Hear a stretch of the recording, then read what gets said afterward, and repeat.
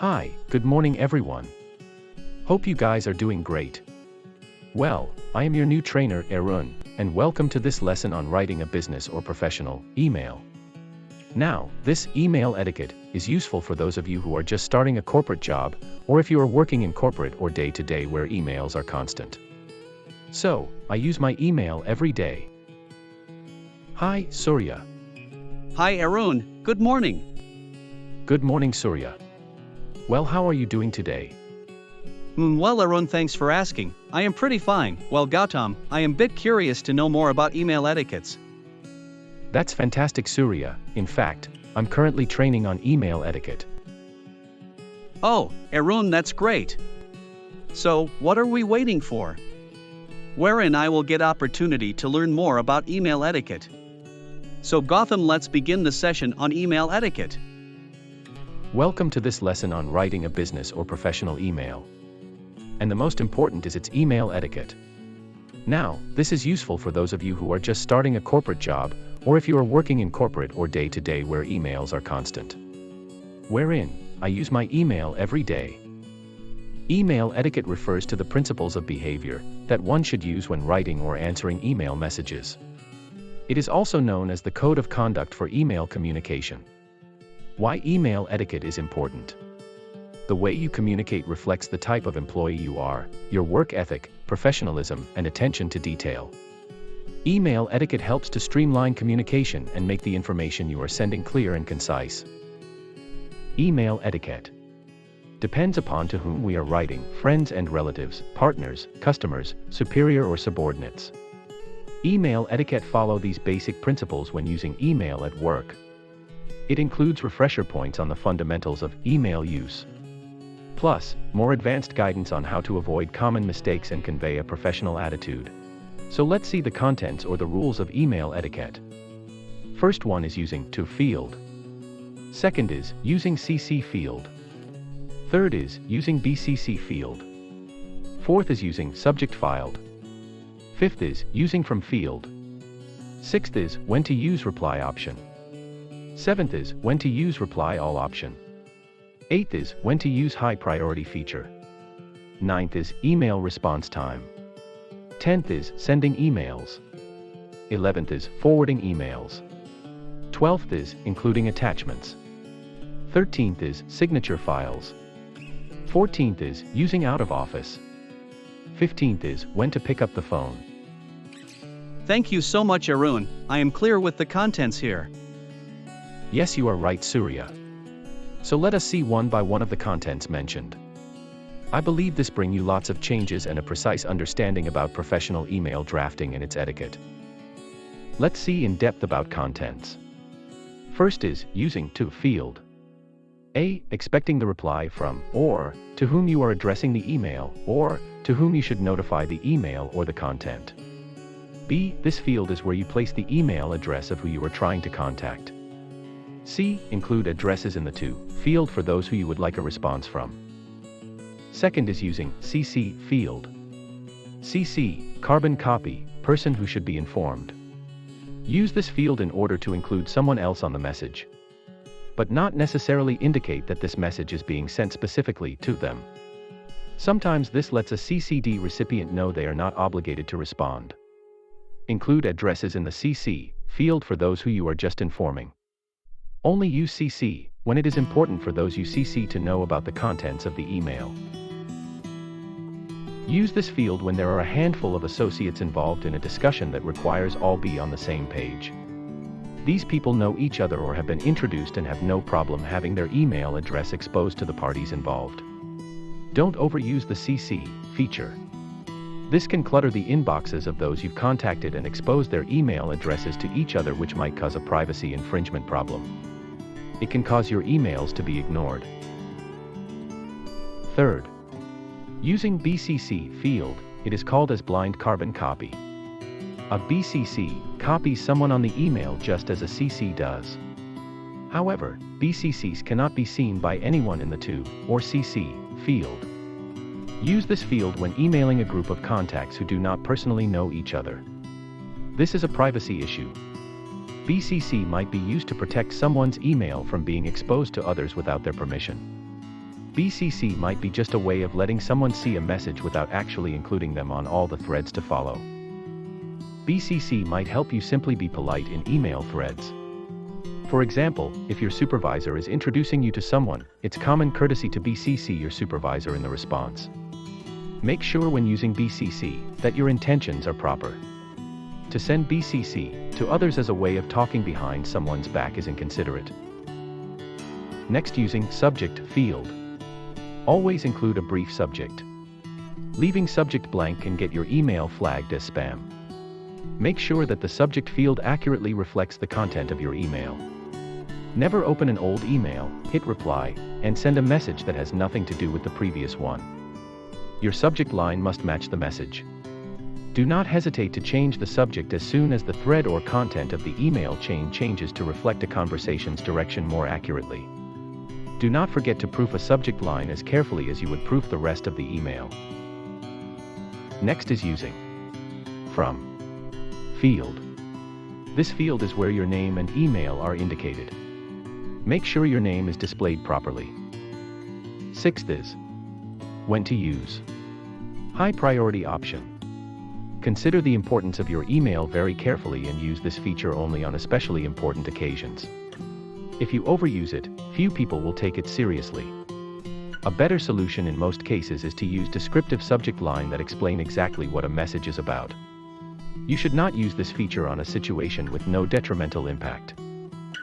You should not use this feature when you are including many people on the email. This can confuse people and have many people taking the same important action.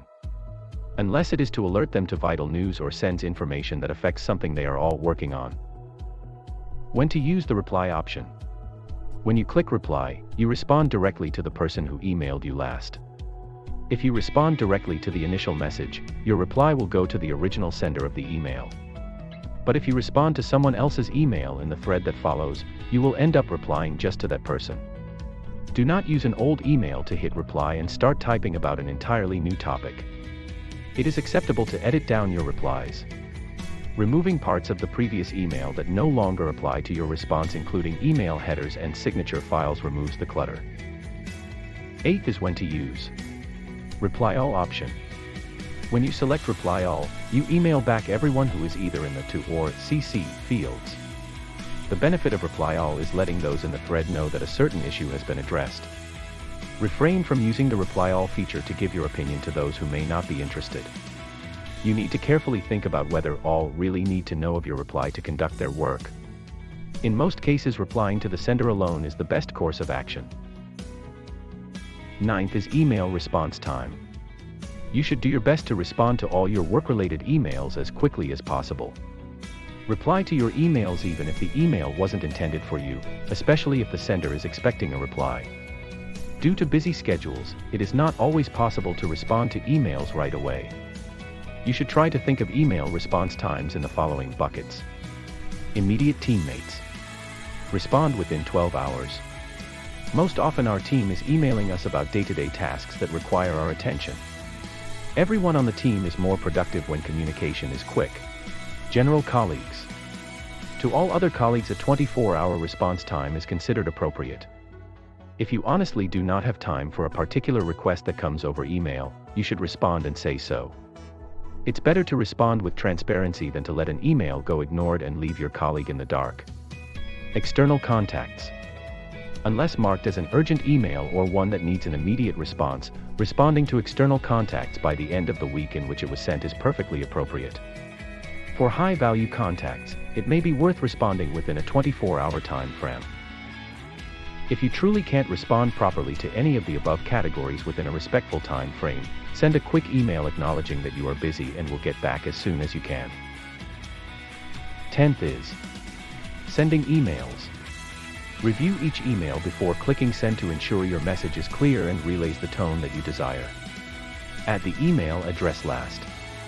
This prevents sending an email accidentally before you have finished writing and proofing the message. Even if you reply to a message, it is good precaution to delete the recipient's address and insert it when you are sure that the message is ready to be sent. An alternative is to draft the response in a blank email or in Word, then paste it into the reply. Double check that you've selected the correct recipient. 11th. Forwarding emails. When forwarding an email, you should include a personal comment to the person you are forwarding to. When forwarding a long email thread, a common courtesy is to summarize what's being discussed below so the recipient knows exactly what you want from them. It is considered a bad practice to forward a multiple chain thread with a note that just says, "See below." Do not forward anything without editing out all the forwarding signs, other email addresses, headers and commentary from all the other forwarders, unless it is an important information for the recipient. Do not forward corporate emails to anybody besides other employees or relevant stakeholders. If you would like your forwarded email to start a new email chain, rather than being a part of your current thread, simply include your own commentary in the subject line. Some emails are not intended to be forwarded. If a contact is sending you private or sensitive information, use high caution before forwarding it along. If someone asks you to refrain from forwarding emails, they have that right. 12th is including attachments. Check your email before sending to see if you wanted to send an attachment but forgot to include it. Refrain from sending large attachments, something over 500 KB, without warning, on weekends or after business hours when the recipient may not be there to keep their inbox clear. Sending unannounced large attachments can clog the receiver's inbox and cause other important emails to bounce. When sending large attachments, always zip or compress them before sending. Generally, you should include no more than 2 attachments, and provide a logical name. Signature files. Keep your signature files to not more than 5 to 8 lines. While doing sign-offs, please don't use sign-offs such as "Sincerely, it is too outdated." "Kind regards, it is too unnatural." "Kindest, kindly, it is too unnatural." "Warmly, it is too relaxed." "Respectfully, it is too random." "Coxo, it is too intimate." "Cordially, it is too stilted." "See ya, bye-bye, yours truly, yours lovingly, yours beloved." All these are too informal or very unprofessional. Since these mails are for official and professional, please don't include any pictures, except your company logos. Don't include any comic pictures, emojis, quotes, GIFs, animations. Limit your signature to your name, website link, organization name, a phone number. For example, "Thanks and regards." First name and last name. Sign off with your full name, not your nickname or pet name. Designation. Process, if it is needed. Phone number, mobile number. Company address if it is needed. 14th is using out-of-office replies. If you are going to be unavailable for an extended period of time, an automated out-of-office reply can let people know that you will not be able to respond to their message until the date you will be in the office again. Specify how long you will be unavailable. Include another person to contact for more urgent matters. Let your colleague know in advance that they are in your out-of-office message. Include "out of office" in your subject line so people can easily identify the automated response. Do not include more detail than needed. If you are taking extended leave, it may be helpful to give people a way of getting your attention for truly urgent situations. When to pick up the phone. First, when a topic has lots of parameters that need to be explained or negotiated. And when it generates too many questions and confusion, do not handle it via email. Hence, it's better to pick up the phone and get it closed. Second, email should not be used for last minute, like cancellations of meetings, lunches, interviews, and never for devastating news. Further considerations. If you do not receive a reply, check to see if it was inadvertently deleted or sent to your junk folder. With emotionally charged emails, wait until next morning to see if you feel the same before clicking send. Take a quick look at the emails in your deleted items folder before you delete them, just in case a good email landed there by mistake. Keep in mind that people from different cultures speak and write differently. Miscommunication can easily occur because of that, especially in the written form when we cannot see one another's body language. Tailor your message to the receiver's cultural background or how well you know them. The end. Thank you. Well, Surya, hope that you liked the session on the basic principle of email etiquettes. And I believe that you will start implementing all the basic rules of email communication. Thanks, Arun. It was very informative and very effective session on email etiquette, and it's pretty easy to implement and adhere all the rules of email communication. Once again, thank you, Arun.